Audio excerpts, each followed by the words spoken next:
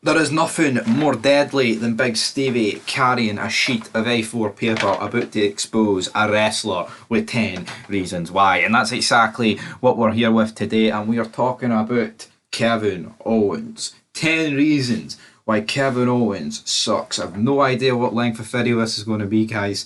But how about you strap yourselves in and hear these 10 absolute belter reasons. Number one, he is awful as a face. And when I mean awful, I mean horrendous. There's some people, right, who just can't work. I feel like heel is easier to work than face, unless you're that good of a face. But even then, I was going to say, like, if you're that over, like, if you're like Rock, Austin, Hogan, you could do both because you're fucking brilliant. But with Kevin Owens, the face stuff is so cringy and so awful. It's horrendous. Like, see this run recently with Sami Zayn, with them being faces up against the Bloodline, the Judgment Day, or Imperium, or whatever. The backstage segments are horrendous, man. Your forehead is near falling off yourself with cringe. It's awful. And it's always been the same. Like, he's not really had that many face runs, but whenever he does, they're horrendous. Reason number two. He has been stagnant for years. He's been on the main roster now for 8 years, ever since he came out against Cena, and he's just wore the same attire. He's been the same fat, flabby mess since he debuted 8 years ago. The heel gimmick is still the same. Nothing's evolved. I mean, you look at loads of people in this company, and I get it, right? You could literally have this reason for everyone, but you still have to use that. You can't just use it for one person and not use it for the other. And that brings us to reason number three. Kind of touched on it, right? He's very overweight. He is very, very, very overweight. He's just a fat, flabby mess. He does not fit the mould of a professional wrestler. And he just looks like your typical neckbeard, fat American. Now, I'm not a fan of fatties in wrestling, but I feel like over the years we've had a good couple. Like Bubba Ray. Well, it's not a good couple, great couple. I love Bubba Ray, I love the Dudleys. Like, there's other people like Samoa Joe, who's fat, but he almost like suits the overweight attire and the Samoan thing. And you've got like Rosie, Umaga, same person, but you know, like they suit it. Like Big Daddy Fee, Viscera, they suit that. They embrace it. Well, Kevin Owens is a fat guy trying to do what all the skinny guys do, and it doesn't work. Reason number four: the fight forever punch is horrendous. Now, he didn't invent this, but him and Sami Zayn love to do it. And every match he's in, they just love to do it where they punch each other. It's not like Rock and Austin where one gets punched, the other one gets sent a wee bit back. He comes back with a right hook, you know, and they're both selling it back and forth. And they only do about, like, you know, 6, 7. These guys must throw about 6, 7 punches every half a second, which again is absolutely horrendous. Reason number five: the Sami Zayn feud is awful. Like, this feud has been going on since they were on the Indies, and it's either, I mean, it seems to be every time it's just Owens turning on Sami Zayn. It's always the same fucking stick, and it kind of ties back to reason number two, that he's been stagnant for years.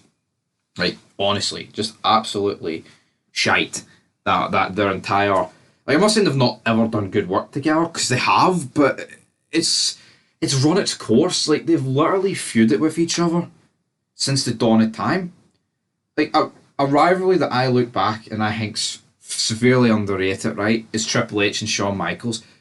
And it only went for like the back end of SummerSlam 2002 up until, like, I think their last match was like Bad Blood 2004 in the Hell in a Cell. And obviously, yes, they would have had other wee matches against each other here and there, and you, like 2008 and like 9 in the Triple Threat, they were DX, but for some reason, it was brilliant. And when you actually think of it, their feud, it feels like it lasted longer over a period of years. Of course, it was building up for DX '96, the curtain call, all the factor, all those things into it. But these guys have been feuding for like the better part of fucking 20 years, man. And it's like, fucking, who honestly cares? Reason number six: we have got the Universal title run. Yeah, you know what? I actually think him winning it, I actually thought it was a pretty good moment. Being honest, I thought like Triple H coming out, pedigree, boom, and then Kevin Owens wins. But the run itself was not that good, and he ended up losing it to Goldberg. And I feel like he held people back during this run, if I'm being honest, Kevin Owens. He did not put on any sort of classic matches, and the person I think he held back the most brings us to our next reason. Reason number 7, and it is the actual fact that he held back Chris Jericho. Yes, I feel like that he actually held back Chris Jericho. I feel like Jericho's run for like 2016 and 17 was the last. I'd actually go as far as saying great run of Jericho's career. AEW has been a fucking disaster for Chris Jericho. I'm sorry, it has been. Initially, when he won the belt, it seemed good, but looking at it in 2023, in the last couple of years, it's been awful. And I honestly feel like Jericho should have had one last run as like a world champion in WWE, and that should have been the period. And honestly, Owens held him back by just being Jericho was just being his lackey. Reason number 8, we have got he uses the stunner. I don't care if Austin gave him the green light to use the stunner. It doesn't change the fact that it's Kevin Owens using the stunner. I feel like when someone is so over and like iconic, their move should not be replicated, in my opinion. And like with Triple H used the pedigree, but you see like Punk did like a Pepsi plunge, and like Kevin Thorne I think did. No, I don't think he did a similar move, but I feel like other people have used the pedigree, and like the super kick, not quite Sweet Chin Music, but the super kick's been overdone. But the stunner, no, this move should have been not retired. I'm not saying people can't use it the odd time, but they actually make it your finisher.